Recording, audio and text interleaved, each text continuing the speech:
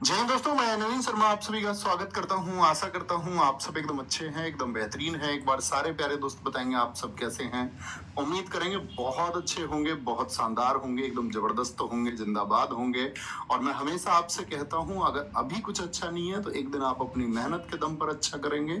उतना पोटेंशियल, उतना खुद के ऊपर सेल्फ कॉन्फिडेंस आपको होना चाहिए कि हाँ, मैं चीजों को ठीक करूंगा। दरअसल में दोस्त, चीजों के ठीक हो जाने से भी मतलब नहीं होता है। उतना बड़ा मसला ये होता है कि चीजें समय पर ठीक होंगी या नहीं होंगी। तो आपको चीजों को सही भी करना है और समय पर सही करना है। बस एक बार कमेंट सेक्शन में आप सबकी मुस्कुराहटें और वो इमोजी देखना चाहूंगा जो आप हमेशा भेजते हैं कि जी हम एकदम अच्छे हैं। तो साथ ही कहते हैं कि किसी कार्य की जब शुरुआत होती है तो उसे अगर मुस्कुरा के बड़ी पॉजिटिव एनर्जी के साथ में किया जाए तो वो ज्यादा अच्छा रहता है, बदले में इसके कि आप उसको नेगेटिव एनर्जी के साथ में करें। तो पहले मुस्कुराएंगे, तन के बैठ जाएंगे सीधे, एकदम से कंधे आपके मजबूत होने चाहिए।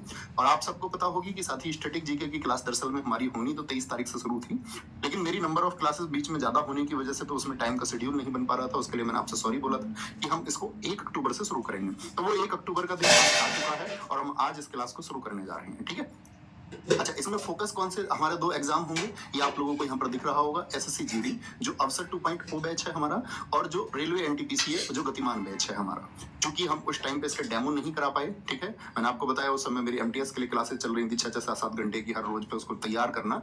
तो ये वहां पर डेमो नहीं हो पाए थे। तो मैंने कहा था आपसे कि वो डेमो मैं करा दूंगा आपको यूट्यूब पे ही, हालांकि उसकी कोई जरूरत नहीं थी, लेकिन तभी मैंने आपसे बोला कि हम उसको कर लेंगे। ठीक है। तो आज, कल और परसों यानी कि 3 दिन डेमो होंगे। उसके बाद क्लास हमारी एप्लीकेशन पर जैसे आपकी चल रही है वैसे चलेंगी। अच्छा, मैं आपको इसके बारे में कुछ चीजें गाइड कर दूं बाद में, नहीं तो बच्चों को फिर दिक्कत होती है, वो बार बार क्वेश्चंस पूछते रहते हैं उसको। पहले तो साथी आप अपने सिलेबस का एक स्क्रीनशॉट ले लो कि आपको पढ़ना क्या है। किसके लिए बात कर रहे हैं हम? एनटीपीसी के लिए। ठीक है, एनटीपीसी के लिए और आपका एसएससी जीडी के लिए। अब कोई भी एग्जाम हो, दरअसल में आपकी उतनी समझ होनी चाहिए, आपकी समझ उतनी होनी चाहिए कि एनटीपीसी का जो जीएस का लेवल है वो एसएससी के जैसा ही है, और एसएससी जीडी के लेवल या एसएससी के बाकी किसी एग्जाम की हम बात करें तो लेवल एक जैसा ही है। कठिन क्वेश्चन एसएससी अपने हर एग्जाम में, बड़े एग्जाम में आसान प्रश्न, जैसे सीजीएल में आसान प्रश्न भी पूछता है तो कठिन भी पूछता है, एसएससी जीडी में भी आसान पूछता है तो कठिन भी पूछता है। मतलब वो वेरिएशन देखने को आपको हर एग्जाम में मिलता है। ठीक है, इतनी बात समझ में आई। सिलेबस समझ में आया कि कैसे पढ़ेंगे हम उसको। यानी कि हमारी क्लासेस ऐसे शुरू होंगी। आज हम क्लासिकल डांस को पढ़ेंगे, कल हम क्लासिकल डांस के जो आर्टिस्ट हैं, डांसर्स हैं, जिन्होंने उस फील्ड में उसके लिए कुछ भी किया है, या कौन है जिनको पद्मश्री अवार्ड मिले, पद्म भूषण मिले, पद्म विभूषण मिले, किस किस ईयर में मिले। ठीक है। फिर हम आपका यूनेस्को साइट जो हमारी 43 हो चुकी है उनके बारे में, फिर ऐसे ही रामसर साइट, फिर फेस्टिवल्स, फिर फोक डांस, फिर इंस्ट्रूमेंट्स एंड म्यूजिकल पेंटिंग्स, फिर बुक्स एंड ऑथर्स, आपका प्रेजेंट तक की बुक्स इसमें पढ़ेंगे, जो बुक्स 2024 में भी बड़ी चर्चित रही हैं, बहुत पॉपुलर बुक्स रही हैं, वहां तक इसको पढ़ेंगे। स्पोर्ट्स हम सारा पढ़ेंगे। ठीक है, कंप्लीट स्पोर्ट्स पढ़ेंगे, हर गेम के बारे में, क्या उसके, अगर हम बात करें कि भी स्पोर्ट्स से लेकर के जैसे उसके फील्ड्स होते हैं, उनके फील्ड्स में जो उनके आपके लॉज होते हैं, नियम होते हैं किसी खेल के, वो सब हम इसमें पढ़ेंगे बहुत विस्तार से।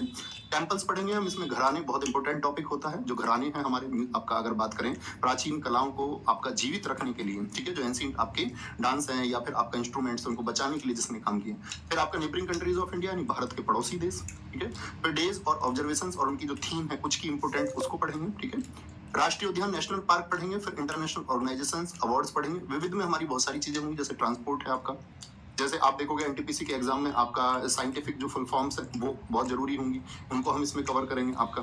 और भी मतलब जो भी ऐसा टॉपिक होगा जो आपका बाकी विषयों से बच जाएगा कि वो कवर नहीं हुआ है वहां पर, तो उसको हम यहाँ पर करेंगे। जैसे भारत के आपके प्रथम जो प्रोग्राम है, न्यूक्लियर प्रोग्राम है, जैसे मैंने आपको बताया है, पूछ लेता रिएक्टर अप्सरा में कौन सा फ्यूल था जो यूज हुआ, ठीक है, रोहिणी में क्या यूज हुआ था, उस तरह के सारे हम इसमें डिफेंस से रिलेटेड सारी चीजें इसमें पढ़ेंगे। एक बार थम्स अप करके बताएं सिलेबस क्लियर है कि हम पढ़ने क्या वाले हैं। अगर वो क्लियर है तो फिर उससे आगे की चीजें मैं आपको बताऊं। ठीक है, कोई भी जो टॉपिक होगा उसको मिसलेनियस में यानी विविध में हम ऐड कर लेंगे। ओके, इतनी बात में कोई दिक्कत, कोई परेशानी। बाकी अतिरिक्त चीजों के लिए मेरी हाथ जोड़ के रिक्वेस्ट है कि उनके लिए प्लीज ना आप कोई बातें करना कि जी मैं ये कैसे करूं, कौन सी किताब लूं, उसके लिए हमारा हेल्पलाइन नंबर है। ठीक है, अब यहाँ पर आते हैं। ठीक है, सबसे पहली बात एनटीपीसी के लिए मैं आपको बता दूं, और साथ ही एसएससी जीडी के लिए मैं आपको बता दूं कि भैया नंबर ऑफ क्वेश्चंस कितने पूछे जाते हैं आपको पता है, लिखो अपने अपने। एनटीपीसी जो सीबीटी 1 होगा, साथ ही आपका सीबीटी 1 में जो कंप्यूटर बेस्ड टेस्ट होगा 1 में, उसमें आपका जो नंबर ऑफ क्वेश्चंस होंगे वो 40 होंगे। ठीक है, 40 क्वेश्चन होंगे। इसकी मैं आपको स्ट्रेटेजी वीडियो बना चुका हूं, आप देख सकते हैं कि कैसे जीएस के लिए आपको कवर करना है। एसएससी जीडी जिसके लिए साथ ही आपका 20 क्वेश्चंस होंगे। अब इसमें स्टैटिक जीके का क्या रेशियो रहने वाला है दोनों में। स्टैटिक जीके के लिए मैंने बताया आपको, एनटीपीसी के लिए मैं वीडियो बना चुका था सेपरेट एक, कि भैया 10 से 11 क्वेश्चन जो आउट ऑफ 40 रहेंगे आपका वो स्टैटिक जीके से रहेंगे। अगर मैं 20 में से बात करता हूं तो यहाँ 6 से 8 क्वेश्चन आप प्रीवियस ईयर देखोगे तो वो पूछे जाते हैं। आप लोगों को हमेशा ये गाइड करता हूँ, प्रीवियस ईयर इस बात की गारंटी बिल्कुल नहीं देता है कि आने वाला जो एग्जाम होगा वो सेम उसी पैटर्न पर होगा। ऐसी भूल आप ना करें। इसलिए आपको जरूरी है कि आप हर विषय को, हर सब्जेक्ट को जो सिलेबस दिया हुआ है साइट पे, उसके अनुसार उसको तैयार करें। ठीक है, कि मेरे टॉपिक्स तैयार हैं या नहीं है, ये आपका धर्म बनता है, कि स्टूडेंट धर्म है। तो इतनी बात क्लियर हो गई, कितने नंबर ऑफ क्वेश्चंस पूछे जाएंगे। अब दूसरी बात आती है नोट्स की, कि जी नोट्स कैसे बनाएं। जब आप मेरे साथ जुड़े रहे तो मैं हमेशा कहता हूँ कि छोटे छोटे में लिखो, शॉर्ट नोट्स। पूरा सेंटेंस आपको लिखने की जरूरत नहीं है, शॉर्ट नोट्स बनाओ जिन्हें सिर्फ आप समझ पाओ। ठीक है, पीडीएफ आपको साथ ही एप्लीकेशन में ही मिलेंगी। रोजगार विद अंकित एप्लीकेशन में जहां आपकी क्लास होगी उसके नीचे ही आपको पीडीएफ मिल जाएगी। क्योंकि ये शुरुआत की 3 डेमो क्लास है तो इनकी पीडीएफ मुश्किल होगी, इनकी पीडीएफ के लिए आपको 3 दिन वेट करना होगा। ठीक है, लेकिन जैसे ही आपको इसके लिए मैं क्या एडवांस कमेंट करूंगा आपके लिए, कि जैसे आपकी मैं कोई क्लास लेने वाला हूँ आने वाले कल में, अभी 3 दिन नहीं, जैसे ही आपकी 4th क्लास होगी तो आने वाले कल में जो हमारी क्लास होगी उसकी पीडीएफ आपको पहले ही मिल जाएगी। मैं उसकी पीडीएफ को तैयार करके आप लोगों के लिए पहले ही भेज दूंगा, ताकि आपको पता रहे अगले 1, 2, 3 दिन हम इस आपका मटेरियल पर पढ़ने वाले हैं, ताकि जिन बच्चों को नोट्स बनाने में दिक्कत होती है वो पहले से नोट्स बना ले अपने आराम से, अगर चाहें तो, और बैठ जाए कि मुझे ये पढ़ना है, और मैं फिर वहां पर उनको कुछ भी समझाता रहूं तो वो अपने उस नोट्स में उसको ऐड कर सकते हैं। इससे कोई जल्दबाजी नहीं होगी, आप अपने हिसाब से अपना टाइम मैनेजमेंट कर पाओगे। क्लास में आपका इंटरेक्शन नहीं टूटेगा कि भाई मुझे तो अभी सर इधर देख के कुछ लिख रहे हैं, आप उधर कुछ लिख रहे हो, तो वो इंटरेक्शन नहीं बन पाता, कई बार तो चीजें समझने में मुश्किल होती है। तो समझ गए, मैं आपको ये बहुत अच्छा रहेगा, थम्स अप करके बताएं। अगर आपको 1-2 क्लासेस जो बाद में होने वाली उनकी पीडीएफ पहले ही मिल जाएंगी। ठीक है, मतलब थोड़ा एक्स्ट्रा अगर आपको मिल ही जाएगा पहले, तो वो आपके लिए, आप अपने हिसाब से पीडीएफ को देख के, मतलब किसी भी जस्ट हम टॉपिक आपको बताया, जैसे हम टॉपिक को किसी को भी शुरू करेंगे, जैसे ये टॉपिक होगा हमारा, ये 3 दिन तो डेमो क्लास होगी यूट्यूब पर, जैसे रामसर साइट होना है तो आपको पहले ही मिल जाएगी पीडीएफ कि हम रामसर साइट पढ़ेंगे, तो आप अपने नोट्स अपने तरीके से पढ़ा अपने तरीके से उनको बना सकते हैं। फेस्टिवल सारा कंप्लीट मिल जाएगा। फिर उसमें जो चीजें ऐड ऑन मुझे करनी होंगी तो वो आप थोड़ी थोड़ी, मतलब पूरे पेज को मत भरना, एक तो नोट्स बनाते टाइम मतलब 5-6 लाइन हमेशा छोड़ा करो पेज में। ओके, अभी पूरा पेज भर देते हो आपको और फिर बार बार नए नोट्स बनाने पड़ते हैं आपको। अब आते हैं ओल्ड स्टूडेंट्स जो मुझसे पहले स्टैटिक जीके पढ़ चुके हैं। आपको, क्योंकि स्टैटिक जीके वो जीके जो बदलती नहीं है, ठीक है, जिसमें चीजें फिक्स रहेंगी, तो आपने क्लासिकल डांस जो हम आज पढ़ने वाले हैं अगर इसको पहले से पढ़ रखा है तो आप वही नोट्स अपने खोल के बैठ जाएं, या आपके पास किसी बच्चे के पास मेरी बुक है स्टैटिक जीके की, तो उस बुक को लेके आप एक बार बैठ जाओ, उसी में चीजें ऐड ऑन कर लेना। बार बार नए सिरे से नोट्स बनाने की ये बिल्कुल जरूरत नहीं होती है, इससे आपका टाइम बहुत खर्च होता है। ठीक है, कि आप हमेशा एक नए नोट्स बनाए, तो ऐसे तो आप मतलब नोट्स का एक भंडार लगा रहे हैं, सिर्फ एक कलेक्शन कर रहे हैं, उसका कोई अर्थ नहीं है। जो आपका पुराना पढ़ा हुआ है उसी में चीजें ऐड ऑन कर लेना शॉर्ट में। ठीक है, अब आई बात साथी हमारा किसके बारे में, अब बात कर लेते हैं हम इसके बाद में क्लासिकल डांस के बारे में। मैंने टॉपिक बता दिया, नोट्स आपको किस तरह से बनाने हैं, क्लियर है। अब आते हैं जीएस को याद कैसे रखें। ये बड़ी बात है। देखो दरअसल में इसका कारण क्या है, जीएस को याद कैसे करें भैया, भूल जाते हैं। तो दरअसल में दोस्त किसी ने ये कहा था आपसे कि आप जब स्कूल जाते हैं और स्कूल आप बड़े फोकस के साथ जाते हैं या ऐसे ही टहलते टहलते पहुंच जाते हैं, जब कभी आप बच्चे होंगे स्कूल गए होंगे, या अपने गांव की गलियों में आप ध्यान के साथ में ऐसे ही घूम लोगे, आपको भी ऐसे ही घूम लेंगे। क्यों? क्योंकि आप उसे परिचित हो चुके हैं, आपने उस रास्ते को कई बार तय किया है। तो इसका मतलब सिर्फ और सिर्फ फंडा है, कोई मेडिकल स्टोर पर दवाई नहीं मिलेगी जीएस को याद रखने की, आप जाओगे तब भी नहीं मिलेगी। तो फंडा क्या है, फंडा ये है साथी कि आप चीजों को कितनी बार रिवाइज करते हैं, आप कितनी बार फैमिलियर हो जाते हैं उससे। आप अपने मामा जी को एकदम देख के पहचान सकते हैं क्योंकि आप उनको कई बार देख चुके हैं। अननोन पर्सन को आप क्यों नहीं जान पाते, क्योंकि आपने उसको पहले फेस नहीं किया है, इसलिए वो आपको अननोन लगता है। तो जीएस सिर्फ और सिर्फ रिवीजन एकमात्र तरीका होता है, और रिवीजन के साथ में मैं आपसे हमेशा कहता हूं कि भैया रिवीजन अगर आपका अच्छा है, जितना टाइम आप मैथ्स को देते हैं, रीजनिंग को देते हैं, कि स्टूडेंट क्या करता है मैथ रीजनिंग को ज्यादा टाइम दे देता है तो वो अच्छे हो जाते हैं उसके, जीएस को वो कम टाइम देता है। आप जिस भी एग्जाम की तैयारी कर रहे हो उसमें जीएस का रेशियो क्या है, आप कितने घंटे पढ़ते हैं उसको उसी हिसाब से बांट लो कि भैया इसका इतना रेशियो है तो उतने घंटे आपको अपनी पढ़ाई में से उस सब्जेक्ट को देने होंगे। अच्छा करने का ये तरीका है। तो आवर्स क्लियर हो गए, किस तरह से जीएस को पढ़ें, कितने घंटे पढ़ें, तो उसी रेशियो में, जिस रेशियो में आपके एग्जाम में वो आना है। ठीक है, अब बात आती है तीसरा तरीका, मैं आपको हमेशा बताता हूँ स्कैन टेक्निक। स्कैन टेक्निक क्या है भैया, ये पुराने स्टूडेंट शायद जानते होंगे, बहुत हजारों छात्रों को इससे फायदा हुआ है। दरअसल में आप जो कुछ भी पढ़ें, आपने पढ़ा, बड़े ध्यान से पढ़ा, ठीक है, एकदम से एकाग्र होकर पढ़ा, कंसिस्टेंसी से आपने पढ़ा, उसके बाद में आंखें बंद करिए और मेमोराइज कीजिए जो आपने पढ़ा था। अच्छा मैंने कौन कौन सी चीजें अभी पढ़ी थी, अभी मैं आपको प्रयोग करके इसका दिखाऊंगा कौन कौन सी चीजें मैंने अभी पढ़ी थी। जब आप उनकी एक पिक्चर क्रिएट करोगे, जब आप स्कैन करोगे आंखें बंद करके, तो जो आपको उस टाइम पे याद आ जाएगा, आप देखेंगे आप उसमें से 90% चीजें हमेशा याद रखोगे, भूलोगे। एक सफल प्रयोग है, इसको आप करेंगे तो आप खुद कहेंगे जी भैया बहुत फायदा हुआ। जब आप इसको कर लें 2-4-5 चैप्टर्स के बाद में रिवीजन करके इसका इस्तेमाल कर लें, तो आप मुझे बताना भैया आपको उसका फायदा हुआ या नहीं हुआ। ठीक है, बताना जरूर, है ना।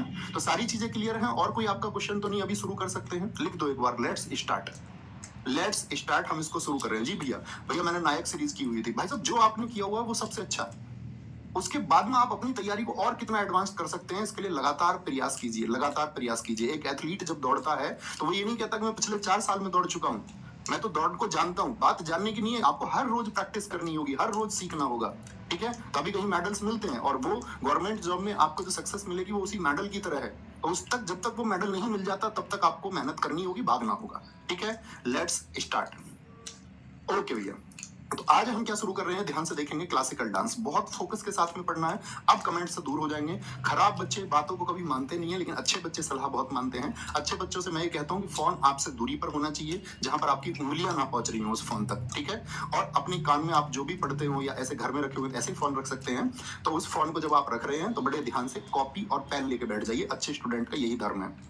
बाकी आप अगर खिटपिट में लगे रहोगे तो इसका मतलब आप ध्यान कमेंट सेक्शन की तरफ देते हैं। तो बहुत सारे बच्चे नहीं मानते हैं, क्योंकि अभी कुछ बच्चे बाद में जुड़ेंगे। मैं इस बात को अभी कह रहा हूं, तो आप सुनते हैं या नहीं सुनते हैं तो उसका चुनाव आप करें। कुछ बच्चे कहते हैं नहीं भैया, हमें तो कमेंट से ही प्रैक्टिस होती है, उसी की हमारी आदत बनी हुई है। तो छोड़ोगे धीरे धीरे, शुरू करें। देखना जरा ध्यान से। शास्त्रीय नृत्य विधाएं, नृत्य विधा का मतलब क्या होता है, क्लासिकल डांस। अच्छा, मैं आपसे पूछूं कि भैया जरा क्लासिकल डांस क्या होता है, तो आपके अंदर क्या इमेज बनती है। एक तो वो डांस है जो आप डीजे पे करते हैं, नागिन डांस। एक वो डांस है जो आपको आता नहीं फिर भी कर लेते हो, तो वो कोई डांस क्लासिकल थोड़ी है। क्लासिकल डांस वो है जो हमारे प्राचीन ग्रंथों में, यानी जो बहुत पुराने समय से होते आए हैं, जिनके स्टेप्स फिक्स हैं कि इस समय पर यही होना है, शुरुआत इसी स्टेप से होनी है और अंत इसी स्टेप पर होना है। ऐसा नहीं कि नाचते नाचते आप नाली में गिर पड़े, तो वो कोई डांस थोड़ी है ना, वो कोई स्टेप है। तो स्टेप क्या है, फिक्स है, इसी तरह से होगा। मान के चलो, अगर उंगलियों से ओम बनाना है तो डांस में जिस टाइम पर उंगलियों से ओम बनना है वो उंगलियों से ओम बनना ही चाहिए। कटका आपका, उसको बोलते हैं कटका हस्त मुद्रा बननी चाहिए, ओम जिसको हम कहते हैं, तो वो फिक्स टाइम पे बनेगी। क्लियर है। तो क्या बोलेंगे, जो प्राचीन ग्रंथों में थे वो क्लासिकल डांस थे। अच्छा, शास्त्रीय जो नृत्य है, जो क्लासिकल डांस है, उनके बारे में जानकारी भरत मुनि के नाट्य शास्त्र से मिलती है। न जाने कितनी बार पूछा जाता है नाट्य शास्त्र के लेखक कौन है, तो क्या कहेंगे, नाट्य शास्त्र के लेखक कौन है भैया, भरत मुनि है। कौन है, भरत मुनि। और ये इतनी पॉपुलर किताब हुई कि इसको 5वां वेद कहा जाने लगा। 5वां वेद, आप जानते हैं नंबर ऑफ वेदास कितना है। अगर मैं आपसे पूछूं वेदों की कुल संख्या कितनी है, तो क्या बताएंगे आप, कहेंगे भैया वेदों की जो कुल संख्या है वो 4 है, जिसमें सबसे पुराना कौन सा है, ऋग्वेद है, और सबसे नया कौन सा है, वो अथर्ववेद है। ऐसे ही 5। अब ये मत लिख देना एग्जाम में कि वेदों की संख्या 5 है, नहीं। 5वां वेद किसे माना जाता है, अगर ये पूछे तब ही लिखना है नाट्यशास्त्र, जो भरत मुनि ने लिखा। इसके बारे में बताता है, तो आप कहेंगे भैया ये हमको बताता है आपका किसके बारे में, क्लासिकल डांस के बारे में। क्वेश्चन पूछा जाए क्लासिकल डांस का टोटल नंबर कितना है, बोलो फटाफट से। 8। भैया कई जगह 9 लिखा होता है, तो उसके लिए पढ़िए। जो हमारा साथी कल्चरल मिनिस्ट्री है वो कहता है कि 9 है, और उसके अनुसार 9वां छऊ माना गया है। लेकिन जो संगीत नाटक अकादमी है, जो 1953 में बनी, तो इसका इंपॉर्टेंट है, और संगीत नाटक अकादमी जो अनाउंस कर देती है वही माना जाता है। तो संगीत किसके अनुसार 8 है, संगीत नाटक अकादमी के अनुसार 8 है। भैया एग्जाम में क्या लिख के आएंगे, एग्जाम में आपको लिख के आना 8। कितना, 8। तो ये जो संस्कृति मंत्रालय है, जो कल्चरल मिनिस्ट्री है, ये कहती है 9। तो 9वां किसको मानती है, छऊ। तो भैया क्वेश्चन एग्जाम में कैसे पूछा जा सकता है, क्वेश्चन पूछा जाएगा कि संस्कृति मंत्रालय के अनुसार, ठीक है, according to the cultural ministry how many classical dances, संस्कृति मंत्रालय के अनुसार क्लासिकल डांस का संख्या कितनी है, तब आप आंसर लिख के आएंगे 9। तो यानी जब तक इस वर्ड को ना दे दे तब तक आपको 9 नहीं लिखना है। डीएसएसबी में ये क्वेश्चन पूछा जा चुका है, संस्कृति मंत्रालय के अनुसार, पीआरटी के एग्जाम में, डीएसएसबी में। ध्यान रखिएगा, ठीक है। बड़ी छोटी छोटी चीजें होंगी, ध्यान रखने या भूलने जैसी कोई बात नहीं होगी। संगीत नाटक अकादमी का हेडक्वार्टर कहाँ पर है, दिल्ली में है। संगीत नाटक अकादमी कब बनी, 1953 में। तो शास्त्रीय नृत्य 8 हैं, वो 8 कौन कौन से हैं उनको भैया देख लेंगे अभी थोड़ी देर में, ठीक है। जो 9वां शास्त्रीय नृत्य था उसको मैंने क्या कहा, छऊ को 9वां भी माना जाता है, 9th भी। और साथ ही याद रख लेना, इसको सेमी क्लासिकल डांस भी कहा जाता है। आधा शास्त्रीय मानते हैं भाई, वो तो मानते ही नहीं 9 है, वो मानते 8। और इसको छऊ को क्या कह देती है संगीत नाटक अकादमी, संगीत नाटक अकादमी कहती है कि ये सेमी क्लासिकल है, इसको क्लासिकल माना ही नहीं जाएगा, क्योंकि इसमें जो स्टेप्स हैं वो टाइमली फिक्स नहीं है, टाइम के अनुसार फिक्स नहीं है। ओके, इसे यूनेस्को की अमूर्त सूची में 2010 में शामिल किया गया था। अब यूनेस्को क्या है, यूनेस्को सुना है आपने कभी या नहीं, तो United Nations Educational and Scientific Cultural Organization. इसको हम जब इंटरनेशनल ऑर्गेनाइजेशन पढ़ेंगे तब पढ़ेंगे। तो यूनेस्को क्या कहता है, यूनेस्को कहता है कि पूरी दुनिया में जो हमारी संस्कृति की चीजें हैं, जो हमारी कल्चरल थिंग्स हैं, उनको हमको आइडेंटिफाई करना होगा, वो पूरी दुनिया में करती है। तो जैसे भारत में मैं आपसे क्वेश्चन पूछ रहा हूँ, एक तो ये यूनेस्को क्या करता है, यूनेस्को एक तो बोलता है वर्ल्ड हेरिटेज साइट, तो मुझे बताओ वर्ल्ड हेरिटेज साइट कितने हैं भारत में? जो भारत में साथी आपका, जिनको हम बोलते हैं क्या, विश्व धरोहर स्थल भारत में कितने हैं? अभी ये नोट नहीं करना, ये सब मैं आपको पढ़ाऊंगा धीरे धीरे। विश्व धरोहर स्थल क्या बोलेंगे? 43 है। अभी आप जानते हैं क्या बोलेंगे? कौन सा है? अभी मोडियम्स बना है आपका, कौन सा बना है? वो 43वीं साइट बना है असम में, हम मोडियम्स। तो ये सारे वो हैं। जैसे इसमें आपका, मैं आपसे कुछ क्वेश्चन पूछता हूँ बेसिक नॉलेज के लिए। जैसे मैं आपको एक बात बताऊं, इसमें ताजमहल भी है, बड़ी छोटी सी बात, 1983 में उसको सेलेक्ट किया गया था। तो ताजमहल को आप बस इतना बताइए, छू सकते हैं या नहीं? यानी ताजमहल जो है वो टेंजिबल है या नहीं? सिर्फ इतना भर बताइए मुझे, आप ताजमहल को छू सकते हैं, टच कर सकते हैं या नहीं? तो जो चीजें जो आपका सच में मौजूद हैं, जिनकी एक फिगर है, जिनका एक शेप है, जो सॉलिड है, जिसको आप टच कर सकते हैं, वो सब विश्व धरोहर स्थल हो सकते हैं। यूनेस्को उनको आइडेंटिफाई कर सकता है। बात क्लियर? विश्व धरोहर स्थल कौन हो सकते हैं? जिनको छुआ जा सकता है, टेंजिबल है। लेकिन यहां पर लिखा हुआ है क्या? अमूर्त सूची, यानी कि इंटेंजिबल लिस्ट में कौन आएगा? ऐसे ही यूनेस्को जैसे वर्ल्ड हेरिटेज साइट चुनता है, भारत में आईसीएच कितनी है? कोई बच्चा जो पुराने छात्र जानते हो, उनसे उम्मीद करता हूँ नए बच्चे परेशान ना होना, आप भी जान जाओगे अगर ये जानते हैं तो, क्योंकि इन्होंने भी पढ़ के ही जाना है। इंटेंजिबल कल्चरल हेरिटेज की मैं बात करूं, इंटेंजिबल कल्चरल हेरिटेज की मैं बात करता हूं आपसे, यानी कि अमूर्त सांस्कृतिक, क्या बोलेंगे? अमूर्त सांस्कृतिक विरासत। जो अमूर्त सांस्कृतिक विरासत है, उनकी संख्या कितनी है? तो आप कहेंगे भैया अमूर्त सांस्कृतिक जो विरासत है वो भारत में 15 है। कितनी है? 15 है। ठीक है, वैदिक जब सबसे पहली थी, और अभी आपका क्या बोलेंगे? 15 है। 15वीं है जो आपका साथी गरबा डांस है, गुजरात का जो गरबा डांस है, उसको 15वीं आईसीएच चुना गया है। देखो बहुत सारे बच्चों ने लिखा 15। अच्छा देखना आप ध्यान से मेरी बात को। तो अमूर्त का मतलब क्या हुआ? अब जैसे छऊ एक डांस है, आप छऊ डांस को टच कर सकते हैं क्या? यस और नो? मैं आपसे बोलूं आप नागिन डांस करने वाले को ही तो टच कर सकते हैं। मैं आपसे बोलूं कोई आपका कथकली को परफॉर्म कर रहा है, तो आप कथकली को छू पाएंगे क्या? या आप डांसर को छू पाएंगे? तो आप कहेंगे डांसर को तो छू सकते हैं, तो डांसर तो टेंजिबल है, लेकिन जिसको छुआ नहीं जा सकता वो इनटेंजिबल है, अमूर्त है, उसका कोई मूर्त रूप नहीं है, यानी उसका कोई शेप नहीं है, उसका कोई सॉलिड फॉर्म नहीं है। ठीक है, सिर्फ फीलिंग्स है। सिर्फ क्या है? फीलिंग्स है। तो समझ गए अमूर्त सूची क्या होती है? तो यूनेस्को की अमूर्त सूची में 2010 में छऊ को शामिल किया गया था। अब छऊ कितने प्रकार का होता है? बोलो फटाफट से, छऊ कितने प्रकार का होता है? तो याद रख लेना, इसके 3 प्रकार हैं, और ये 3 स्टेट्स में होता है। कहां कहां पर? मयूरभंज छऊ उड़ीसा में होता है, सरायकेला छऊ झारखंड में होता है, पुरुलिया छऊ पश्चिम बंगाल में होता है। तो मयूर किसको कहते हैं? मोर को। मोर क्या होता है? उड़ जाता है, उड़ जाता है, मोर उड़ जाता है। ठीक है, पुरुलिया छऊ पश्चिम बंगाल में, पूरी स्टेटिक जीके में इसको बोलता हूँ बंगला। तो कोई बंगला खरीदने गया, तो बंगला खरीदेगा तो आधा बंगला खरीदेगा या पूरा लेगा बंगला? तो पूरा लिया बंगला। पुरुलिया छऊ कहाँ का है? वो पश्चिम बंगाल का है। तीसरा जो बचेगा सरायकेला, तो आप बोलेंगे वो झारखंड का है। कोई दिक्कत अभी है इसमें? जब ट्रिक्स की बात आएगी, जो ट्रिक से याद करने लायक चीज है उसको ट्रिक से करेंगे, बेवजह की चीजों को ट्रिक से नहीं याद करेंगे। उसके लिए आपको एक अच्छे छात्र की तरह, एक सिविलाइज्ड स्टूडेंट की तरह याद करना होगा। बात क्लियर है? यहाँ तक की बात क्लियर है, क्योंकि हमारे पास अच्छा खासा समय है, बड़े आराम से पढ़ते हुए चलेंगे, चीजें बस समझ में आनी चाहिए। ओके, आगे शास्त्रीय नृत्य और उनसे संबंधित राज्य। अब बात आई जो 8 क्लासिकल डांस है हमारे, कौन सा क्लासिकल डांस कहां पर होता है, इससे भी क्वेश्चन आएंगे। देखो जरा ध्यान से, सबसे पुराना क्लासिकल डांस कौन सा है? भरतनाट्यम। और मैं कहूं सबसे नया क्लासिकल डांस कौन सा है, तो क्या बोलोगे भैया? जो 8वां है, सत्रिया। ये 2000 में जोड़ा गया था। यहां से शुरू करेंगे, सबके बारे में विस्तार से जानेंगे। बोलो भाई क्या बोलोगे? भरतनाट्यम सबसे पुराना है, कहाँ का है? तमिलनाडु का है। ओडिसी का ओडिशा याद करने में कोई दिक्कत नहीं। मणिपुरी मणिपुर का है, याद करने में कोई दिक्कत नहीं। कुचिपुड़ी आंध्र प्रदेश, कथक उत्तर प्रदेश, आपका कथकली केरल, मोहिनीअट्टम केरल, और सत्रिया असम का है। ठीक है, देखो याद कैसे करेंगे, पहले कॉमन सी चीज याद रखो। भरतनाट्यम, भरत जानते हैं भगवान श्री राम के भाई थे, तो भरत हम क्या बोलते हैं? भरत मिलन। तो मिलन से याद रख लेना तमिलनाडु, या याद रख लेना भरतनाट्यम, भरत तुम मिलने आना, तुम मिलना, भरत तुम मिलना। तो भरत को मिलन से याद कर लेंगे, कोई दिक्कत नहीं भैया। ओडिसी और मणिपुरी हो जाएंगे जी भैया। कच्ची पूड़ी कौन खा सकता है? आप खा लोगे क्या? आपको दिख जाएगी, इसमें तेल तैर रहा है, कच्ची पूड़ी बनती है ना, रोटी बनती है से पूड़ी, तो कच्ची पूड़ी आप खा लेंगे क्या? आप कहेंगे नहीं भैया, अंधे आदमी को दिखेगा नहीं, आंध्र को बोलते हैं हम अंधा, अंधा आदमी उसको खा लेगा। अंधे आदमी को दिखेगा ही नहीं, तो वो क्या करेगा? वो खा लेगा। ठीक है। कथक, कौन थकता नहीं है? तो याद रख लेना यूपी में थकते नहीं है, ठीक है, यूपी में थकते नहीं है। कथकली, देखो दो वर्ड याद रख लेना पूरी स्टैटिक जीके के लिए, अट्टम और कली जहां पर आएंगे तो पहली प्रायोरिटी किसको रहेगी? हमेशा केरल को। बोलो कौन से दो रूट वर्ड मैं आपको याद करा रहा हूँ? कली, जैसे मैं आपसे फ्यूचर में पूछूंगा मार्गोम कली डांस कहाँ का है, परिचा कली डांस कहाँ का है, ठीक है। जैसे मैं आपसे बोल दूंगा आपका ओट्टम थुलाल आ जाएगा, ओट्टम थुलाल, तो जहां टाटा में आए और कली आए, किसको प्रायोरिटी पर रखेंगे? केरल को। कहां पर प्रायोरिटी पर नहीं रखना है? जैसे मान के चलो तमिलनाडु का भी है मईल अट्टम, तो अट्टम तो वहां भी आएगा। वो चीजें मैं वहां पे बताऊंगा कि आप गलती कैसे ना करेंगे, है ना। धीरे धीरे सीखने का क्रम होता है, एक ही दिन में सब कुछ नहीं सीख सकते हैं आप।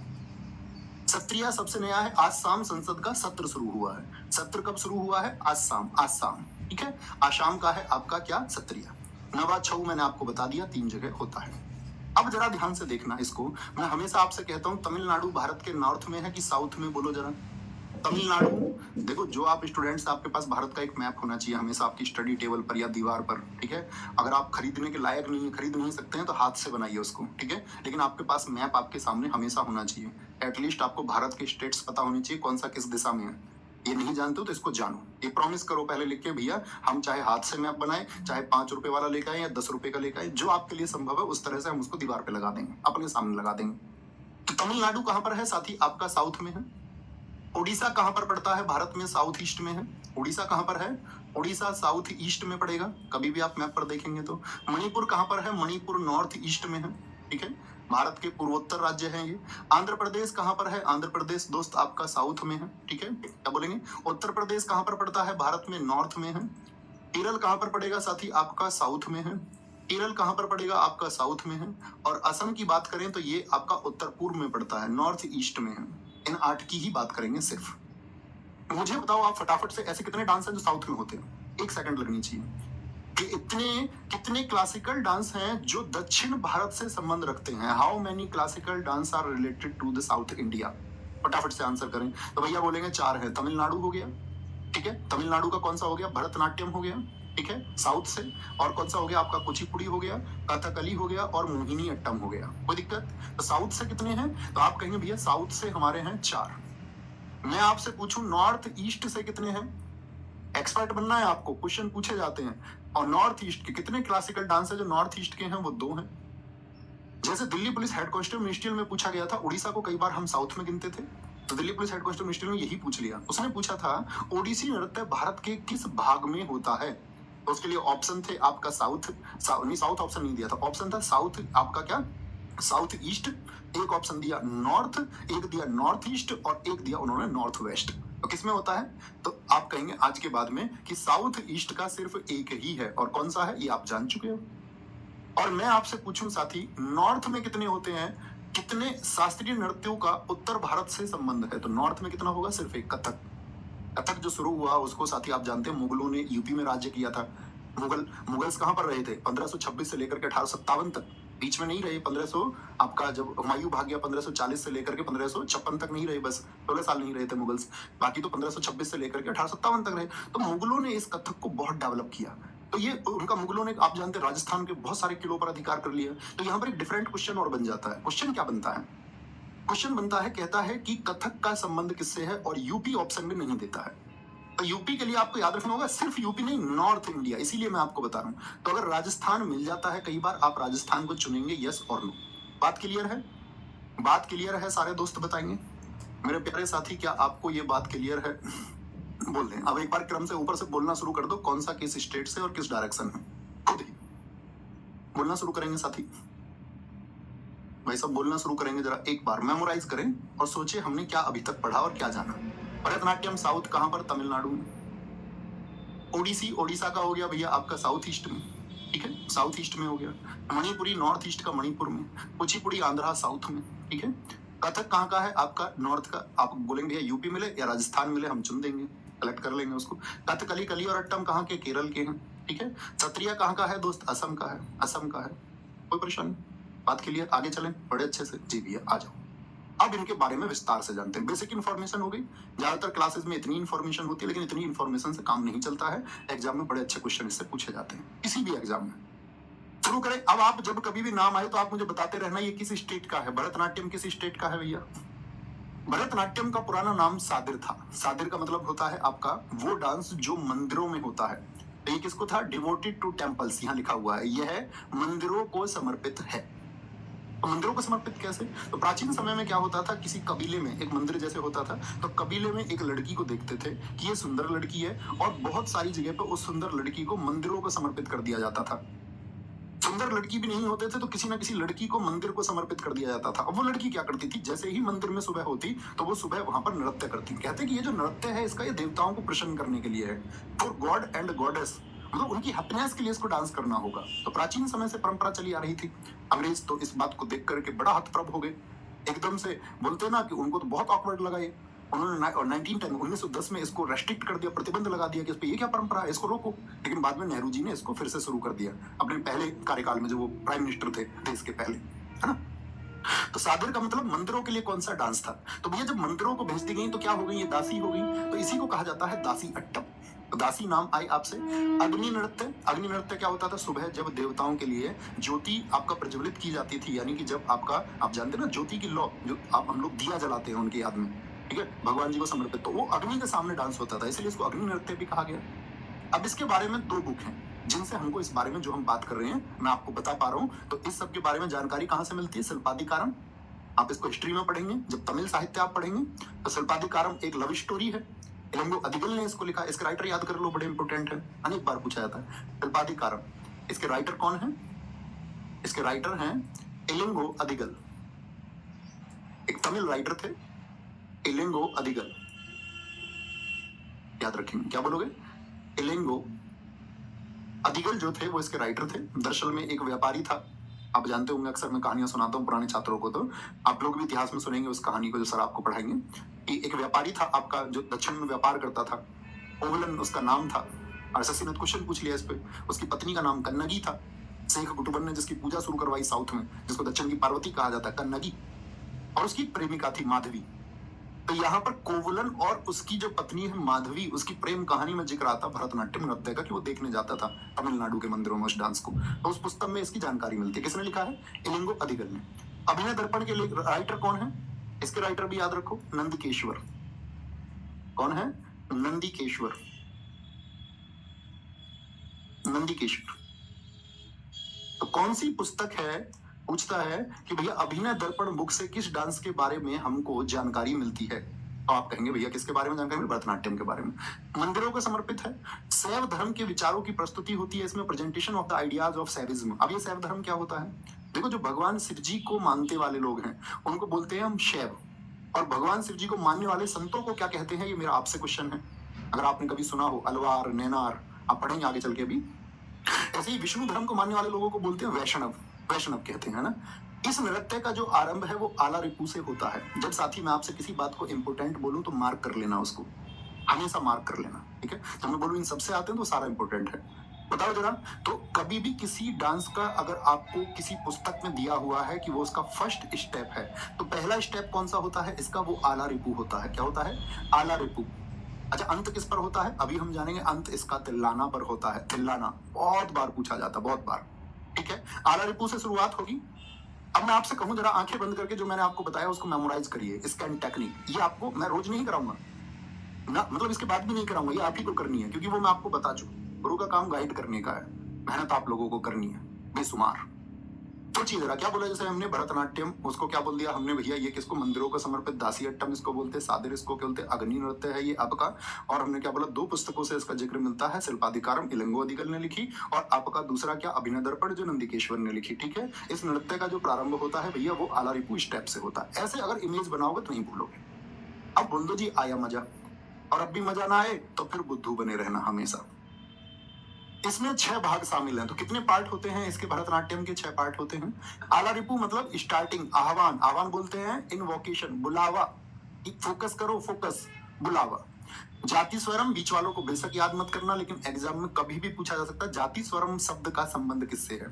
शब्दम वर्णम। जाति स्वरम, शब्दम, वर्णम, ठीक है। पदम और तिल्लाना। तिल्लाना याद रख लेना, ये लास्ट स्टेप है।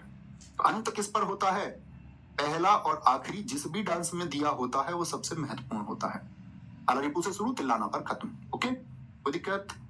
कुछ बच्चे अभी भी पीडीएफ के लिए बोल रहे हैं बेटा मैं पूरी क्लास दिया देखा करो मेरे भाई बहन, पूरी क्लास देखा करो तभी आपको चीजें पता होगा। अब बाद में जुड़ोगे बीच में लाइव कर दोगे तो पीछे क्या बताया उसको सुनिए, शुरुआत से सुनिए, सब कुछ बताया हुआ है। ओके, नाट्य रूप का स्वरूप पाने वाले भारत का पहला शास्त्रीय नृत्य भरतनाट्य है। तो मैंने तो बता दिया आपको भरतनाट्यम क्या है, ये सबसे पुराना है। क्या बोलेंगे, जिसको डांस में क्या बोला, Bharatanatyam is the first classical dance of India to take the form of a drama.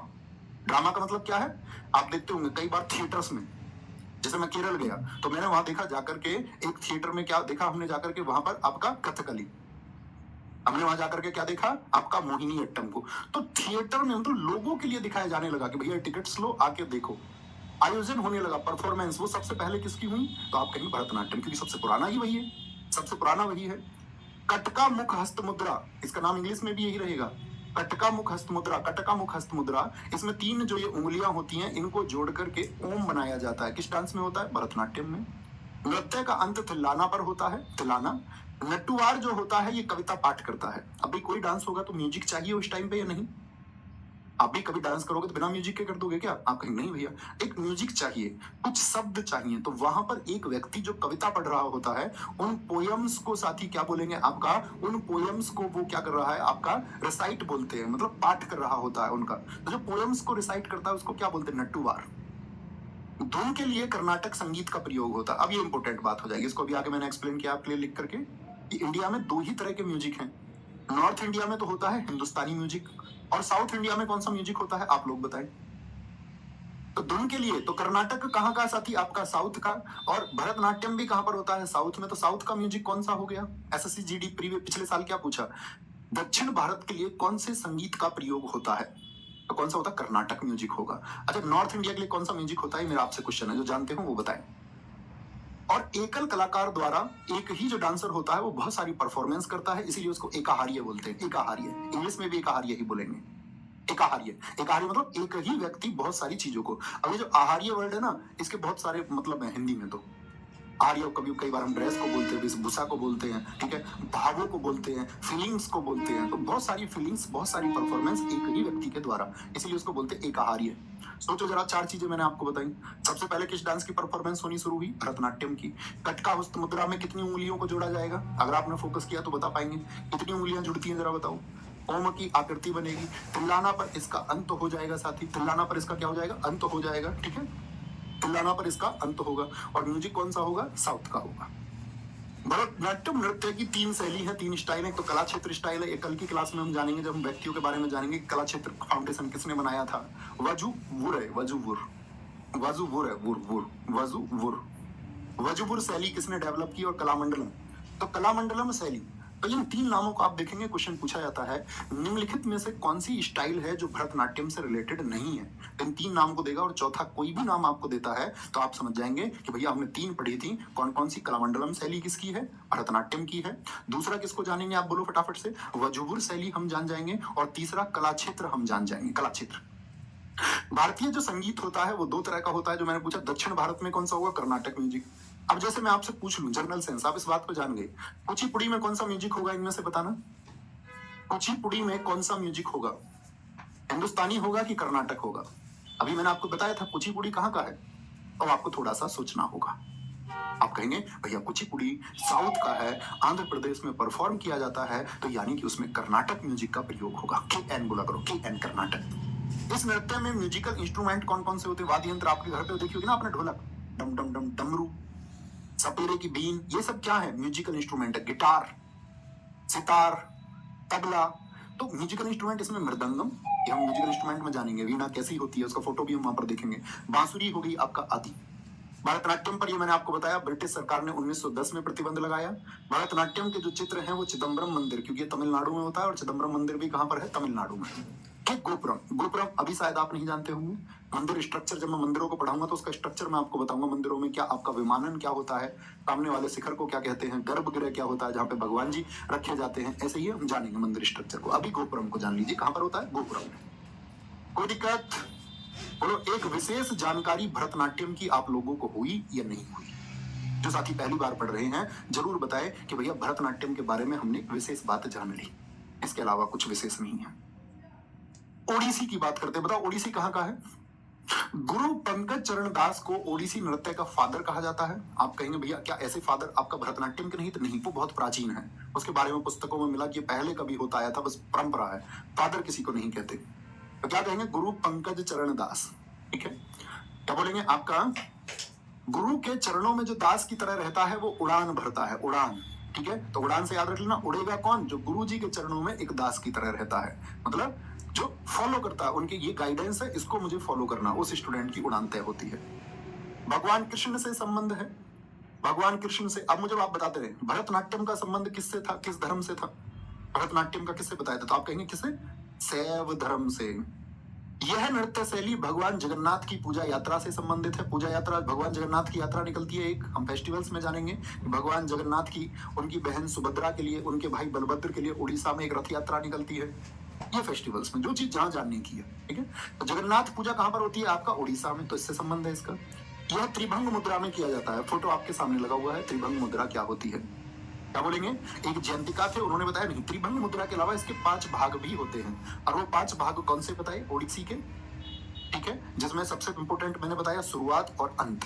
देखना जरा ध्यान से, इसको ओरिली भी कहा जाता है। तो ओडिसी और ओरिली याद करने में कोई दिक्कत नहीं है। ओरिली और ओडिसी, ओ से एक ही नाम, प्राचीन नाम है इसका, एंशिएंट नेम है इसका। जो पहला स्टेप है वो मंगलाचरण है, और जो लास्ट स्टेप्स है यानी एंड्स विद मोक्ष। अब भरतनाट्यम में क्या बताया था? भरतनाट्यम की जो शुरुआत होती थी, तो ऐसे रिलेट करना, याद करने का सबसे अच्छा तरीका, अच्छा भरतनाट्यम की शुरुआत किससे होती थी? अलारिपू से। उसका अंत किस पर होता था? तिल्लाना पर। ऐसे ही ओडिसी की शुरुआत मंगलाचरण से और इसका अंत मोक्ष पर होगा। कोई दिक्कत, कोई परेशानी? अब बात है कि मंगलाचरण स्टेप में क्या होता है। मंगलाचरण पृथ्वी माता को पुष्प अर्पित किए जाते हैं। शुरुआत में आके डांस शुरू किया जाएगा तो पुष्प अर्पित किए जाते हैं, मतलब कि आपका डिवोट किए जाते हैं। और मोक्ष क्या होता है? यहाँ पर थारिजम डांस होता है। पखावज अक्षरों का प्रयोग इस नृत्य को समाप्त करने के लिए किया जाता है। पखावज मतलब ताल, एक ढोलक के जैसा होता है पखावज, एक म्यूजिकल इंस्ट्रूमेंट है, उसके अक्षरों का प्रयोग मतलब ताल देके इसका अंत होता है। इस नृत्य के जो हमको साथी साक्ष्य मिलते हैं, एविडेंस मिलते हैं, वो मिलते हैं उदयगिरी और खंडगिरी की गुफाओं से। हम गुफाओं के बारे में भी चर्चा करेंगे। गुफाओं के बारे में चर्चा दरअसल में सिलेबस में तो नहीं हो पाती, हम प्रैक्टिस सेशंस में कई बार करते हैं। तो गुफाओं से भी क्वेश्चन आता, बोर्रा गुफाएं कहां पर है? आंध्र प्रदेश में। बाघ गुफाएं कहां पर है? मध्य प्रदेश में है। सुनिए गुफाएं, अजंता एलोरा एलिफेंटा की गुफाएं कहां पर है? महाराष्ट्र में। अजंता एलोरा कहां पर है? संभाजी नगर में, महाराष्ट्र में। ऐसे ही अब आपसे कभी मैं फ्यूचर में क्वेश्चन पूछूंगा, उदयगिरी और खंडगिरी की गुफाएं कहां पर हैं? बोलो भाई, तो आप क्या कहेंगे? ओडिशा में। अच्छा, क्लास में देखो, इसके अलावा अन्य कमेंट्स नहीं जी, प्लीज, ये मेरी रिक्वेस्ट है। नहीं तो मैं नहीं चाहता कि मैं आपको इग्नोर करूं। आप हमेशा एक अच्छे छात्र की तरह पूरी कक्षा देखिए, पूरी क्लास देखा करो, सब कुछ बताया जाता है। कुछ नहीं बताया जाता है तो उसके लिए धैर्य करो कि शायद आगे बताया जाएगा। क्लास में सिर्फ फोकस आपका कंटेंट पर होना चाहिए, नहीं तो आप भटक जाओगे। और मैं कहता हूं, एक दिन ऐसा आएगा आप अपनी असफलता पर रोएंगे, और दुनिया में कोई व्यक्ति ऐसा नहीं होगा जो आपकी असफलता का साथी बन पाए, जो समझ भी पाए आपके इमोशंस को। किनारे पर दशमलव अंकों पर रह जाते हैं बच्चे, और इसीलिए आपकी सफलता के सब साथी बने, उसके लिए फोकस की जरूरत है। कोई दिक्कत? मुख्यतः महारियों द्वारा ये डांस किया जाता है। तो महारी किस डांस को करते हैं? महारी मतलब उड़ीसा का समुदाय है। क्या है ये? जैसे आप जानते होंगे, जिनको हम अबोरिजिनल्स बोलते हैं, आदिवासी कहते हैं, कई बार हम उनको जनजाति के नाम से जानते हैं। जैसे मैं आपसे पूछूं जरा एक क्वेश्चन, लेपचा जनजाति किस राज्य में निवास करती है? क्योंकि डांस में हमारा प्रयोग होगा, पूछ लेता कई बार एग्जाम से, कौन सा डांस है जो लेपचा जनजाति के द्वारा किया जाता है? तो आपको स्टेट का रिलेशन पता होना चाहिए। ज्योग्राफी में आप इनको पढ़ते होंगे, जरा बताना लेपचा कहाँ की है? तो जिन बच्चों का सिक्किम आंसर आएगा वो बड़ा इंपॉर्टेंट रहेगा। ओके, खंडगिरी गुफाओं से। तो क्या बोला बताएंगे जरा फटाफट से भैया? ओरिली नृत्य इसको कहते हैं। शुरुआत किससे होगी? मंगलाचरण से। अंत किस पर होगा? मोक्ष पर इसका अंत हो जाएगा। ठीक है, इसके बारे में जानकारी कौन सी गुफाओं से मिलती है? तो कुछ कुछ चीजें याद रखेंगे, कुछ कुछ पढ़ते रहेंगे। उदयगिरी खंडगिरी की गुफाओं से मिलती है। ठीक है, आते हैं। नृत्यांगनाएं शरीर से एक ज्योमेट्रिकल पैटर्न बनाती हैं, और उस ज्योमेट्रिकल पैटर्न को बोलते हैं सचल आइडल, सचल मूर्ति कहते हैं। तो सचल मूर्ति का संबंध किस डांस से है? ओडिसी से है। किससे है? ओडिसी से। यह नृत्य जल तत्व का प्रतीक है। वाटर एलिमेंट को कौन सा डांस दिखाता है? अब देखो, दो बातें आएंगी। जब मैं आपको पढ़ाऊंगा कुचिपुड़ी, तो वहां पर आएगा जल चित्रम, लेकिन वहां पर जल चित्रम आपका सिंबलाइज नहीं करता, प्रतीक नहीं है वहां पर सिर्फ एक शब्द है। उसके लिए मैं बताऊंगा कि वो पीतल की तस्तरी में किया जाता है, इसीलिए कहते हैं उसको पानी रख के। जल तत्व, अब यहाँ पर जो जल तत्व है इसका अर्थ अलग है। जैसे हमारी बॉडी है, आप बोलते होंगे ना पंच तत्व, तो पंच तत्वों में एक अग्नि भी आती है आपका, ऐसे ही पंच तत्वों में क्या है, वायु भी है, ऐसे ही जो आपका 5 एलिमेंट्स है जो हमारे जीवन के लिए जरूरी है उनमें से एक जल है। तो ओडिसी नृत्य उस जल तत्व को समर्पित है, उसके प्रतीक है। इसमें प्रयोग जो वाद्य यंत्र होते हैं, मंजीरा, पखावज, ढोल और सितार आदि का प्रयोग होता है। कभी पूछे नहीं जाते, जो पूछा जाएगा उसको मैं बता दूंगा, महत्वपूर्ण है। मणिपुरी बताइए कहां पर है। अब ये वैष्णव को है, जैसे अभी मैंने बताया ओडिसी भगवान कृष्ण को संबंधित था, ये वैष्णव संप्रदाय से है। इसमें क्या होता है, परफॉर्मेंस के द्वारा भगवान श्री कृष्ण जी का जो बचपन था, childhood of lord Shri Krishna आरसोन, उनके बचपन की जो कहानियां थी, कैसे वो माखन चुराते थे, कैसे माँ यशोदा से कहते थे माँ मैंने माखन नहीं चुराया, इस तरह की स्टोरीज को दिखाया जाता है। सुदामा, ठीक है, उनके बचपन के साथी कैसे वो बगीचे में खेलते थे, कैसे वासुकी नाग को उन्होंने आपका उसके ऊपर पहुंच गए थे वो बॉल को ढूंढते हुए, ठीक है। 3 इसकी शैली है। मोस्ट इंपोर्टेंट क्वेश्चन मणिपुरी से एकमात्र क्वेश्चन बार बार रिपीट होता है, लाई हरोबा का संबंध किससे है, मणिपुर से। मणिपुरी मणिपुर का है। संकीर्तन और रासलीला, इसमें क्या है, रासलीला का संबंध किससे, भगवान श्री कृष्ण जी से, उनकी प्रेमिका थी राधा, तो राधा और कृष्ण थीम पर ये आधारित है, इसलिए इसको बोलते हैं रासलीला, क्योंकि ये वैष्णव। अब आप कहेंगे भैया यहाँ तो विष्णु जी की बात आ गई थी। दरअसल में क्या, देखो वैष्णव से मतलब क्या है, भगवान विष्णु के कितने अवतार हुए हैं, तो भगवान विष्णु जी के साथ ही आप कहेंगे भैया 10 अवतार हुए हैं, उन्हीं आपका 10 अवतारों में से जो 10 इनकारनेशन है उन्हीं में से एक भगवान श्री कृष्ण है या नहीं है। तो जो वैष्णव संप्रदाय है वो उनके 10 के 10 अवतारों को मानता है, तो उसमें सबसे प्रमुख वो भगवान कृष्ण जी की लीलाओं को देखते हैं। ओके, मणिपुरी नृत्य रासलीला को पहली बार 1779 में निंगथो चिंगथांग खोबा ने शुरू किया था। भैया मणिपुर के नाम ऐसे ही मिलेंगे, मैं राहुल नाम नहीं लिख सकता हूँ, इसको आसान करने के लिए कभी सोचो भैया ये नाम राहुल होता, इसके लिए एफर्ट लगाना पड़ेगा। क्या बोलेंगे, निंगथो चिंगथांग खोबा। ये मणिपुरी नृत्य की रासलीला यानी कि जो परफॉर्मेंस पहली बार हुई तो वो किसने की, 1779। ईयर भी याद रखना है, 1779 में। एक नाम याद रख लो ना, निंगथो, बस, इससे ज्यादा नहीं, निंगथो। बहुत बढ़िया, कुछ बच्चों ने तो लिख दिया भैया 10वां अवतार कल की आने वाला अवतार है। जी भाई साहब, सब खत्म कर देगा वो आकर के, जितनी बुराइयां इस प्रकृति में बढ़ती जा रही हैं एक दिन सब खत्म होना है, दी एंड हो जाएगा। जवाहरलाल नेहरू मणिपुरी नृत्य अकादमी, ये किसके लिए खुली, मणिपुरी नृत्य अकादमी साथी, ये 1954 की है, संगीत नाटक अकादमी ने इसको खोला था। बहुत बार क्वेश्चन पूछा जाता है जवाहरलाल नेहरू, अभी सीजीएल प्रीलिम्स हुआ है आपका, और सीजीएल प्रीलिम्स में भी ये पूछा गया है। तो ये कहां पर है, मणिपुर के इम्फाल में है, मणिपुर के इम्फाल में है, ठीक है, मणिपुर के। मुझे इसलिए ध्यान है क्योंकि पहली ही शिफ्ट का जब एनालिसिस हो रहा था तब बच्चों ने क्वेश्चन भेजा था, ठीक है। इसमें पेना वाद्य यंत्र का प्रयोग किया जाता है। पेना वाद्य यंत्र कहां पर, आपका मणिपुर में। इसमें नट गायन यानी जो गाने को गाता है, ठीक है। नृत्य यानी कि डांस, म्यूजिकल इंस्ट्रूमेंट को बजाने वाला, मैनिपुलेट करने वाला। गाना गाना एक ही व्यक्ति के द्वारा किए जाते हैं और उसको बोलते हैं पंग चोलोम। इसको कई बार पुंग भी लिखा मिलेगा तो परेशान नहीं होना है, आपको ध्यान देना है। चोलोम जो हो गया ये आपका साथी क्या होता है, ये आपका मेल साइड होता है, मर्दाना पहलू होता है। तो पूछा जाता है आपका मणिपुरी नृत्य का मर्दाना पहलू किसको कहा जाता है, मर्दाना पहलू, मर्दाना पहलू, ठीक है। जागोई और चोलोम, तो ये क्या हो गया आपका, इसका फीमेल साइड हो गया, फीमेल साइड मतलब महिलाओं के द्वारा जो परफॉर्मेंस हो, और मेल द्वारा जो पार्टिसिपेशन है उसको बोलते हैं हम क्या, चोलोम, पुरुषों द्वारा। मणिपुरी नृत्य के 2 भाग हैं। तो क्या सबसे महत्वपूर्ण मैंने आपको बताया, चोलोम वर्ड कभी नहीं भूलना है। एक तो मणिपुरी में लाई हरोबा, संकीर्तन और रासलीला, उसकी 3 स्टाइल है, शैली है। पार्ट में आएगा आपका पुंग चोलो, क्या बोलोगे, और जो एक ही व्यक्ति सारे परफॉर्मेंस करे, मतलब गाना भी खुद ही गाए, सारे गा मा पा, आपका म्यूजिक भी देते धन तड़ाक धन धन, और साथ में आपका मतलब नृत्य भी करे, गाना भी गाए, और साथ में क्या बोलेगा आपका डांस भी खुद ही कर दे। हमें डांस करके नहीं दिखाऊंगा तुमको, तो क्या बोलेंगे भैया ये हमारा कौन करता है, पुंग चोलोम बोलते हैं इसको, पुंग चोलोम। कितनी साथी इसमें आपका बोलेंगे, कितनी ताल होती हैं, 64 साथी इसमें आपका तालों का प्रयोग होता है, ठीक है। ताल नहीं, लॉक्स नहीं, steps, 64 steps are used in this. नागबंध मुद्रा का संबंध किससे है, बोलेंगे जी मणिपुरी से है। इसमें क्या होता है, शरीर को 8 तरह से वक्र, वक्र समझ रहे हो, कर्व, कर्व, जैसे मैं एक जगह से मुड़ गया, ऐसे ही बॉडी को 8 जगह से मोड़ दिया जाए, तो 8 कर्व्स, जिसको नागबंध मुद्रा कहते हैं। क्वेश्चन ये नहीं पूछेगा, क्वेश्चन एग्जाम में क्या आएगा, नागबंध मुद्रा का संबंध किस आपका क्लासिकल डांस से है, किस क्लासिकल डांस से, तो मणिपुरी से। इसमें कलाकार एक बेलनाकार स्कर्ट पहनते हैं जिसे योटीआई कहा जाता है। तो पूछेगा योटीआई का संबंध किससे है, मणिपुरी से है, योटीआई, मणिपुर। इसमें कलाकार कभी भी दर्शकों से सीधी आंख नहीं मिलाता है। वह कौन सा क्लासिकल डांस है जिसमें व्यक्ति सीधी आंख नहीं मिलाता है, बोलेंगे भाई फटाफट से। कह रहे हैं सर जी इस क्लास की फीस लगेगी, बेटा 3 दिन होगी, 3 दिन के बाद मैंने डेमो के लिए प्रॉमिस किया था ना आपसे, और जितने भी साथी हैं उन सबको मैंने पहले ही बताया था, मैं बहुत टाइम पहले अनाउंस कर चुका हूँ, 1 दिसंबर से अपना जीएस फाउंडेशन होगा RWSSC चैनल पर, वो फ्री ऑफ कॉस्ट होगा, कोई पैसा नहीं देना, कुछ नहीं देना, कंप्लीट जीएस होगी, 8 महीने 6 महीने जो भी लगेंगे उसमें, ठीक है, मतलब ज्यादा ही टाइम लगेगा, 8-10 महीने तो मान के चलना। तो ये तो मुझे इधर आके आपका, क्योंकि जब जहां बच्चों की जो डिमांड होगी उस तरह से उस बैच में आके पढ़ाना पड़ता है ना। कोई दिक्कत, ये कल शुरू करेंगे कुचिपुड़ी। आज हमारा बहुत सारा डिस्कशन हुआ, क्योंकि सबसे पहले साथी ये जरूरी है कि हम जिस चीज को तैयार करने जा रहे हैं उसको लेकर के हमारी तैयारी कैसी है, क्या हमको तैयार करना है, हमारी स्ट्रेटजी क्या होगी, नोट्स कैसे बनाए, ये सब मैंने क्लास की शुरुआत में आपको बताया। उम्मीद करूंगा कोई अच्छे बच्चे को कोई डाउट नहीं रहा होगा, उस वजह से हमारे लगभग 15-20 मिनट उसमें गए, नहीं तो हम आज टॉपिक को खत्म कर लेते हैं। कोई नियम क्रम से चलते रहेंगे, ऐसा कोई बाउंडेशन थोड़ी है कि एक जो टॉपिक आया वो एक ही क्लास में खत्म करना है, कोई ऐसी जल्दबाजी नहीं है ना।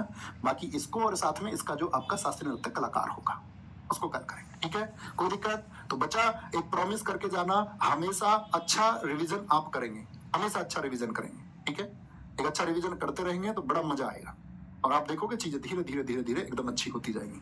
रोज रोज के जो आपके एफर्ट्स हैं वो आपको अच्छा बनाएंगे। तो बस यही है, प्रणाम आप सभी को, थैंक यू, नमस्ते, जय हिंद, जय Bharat, take care, thank you.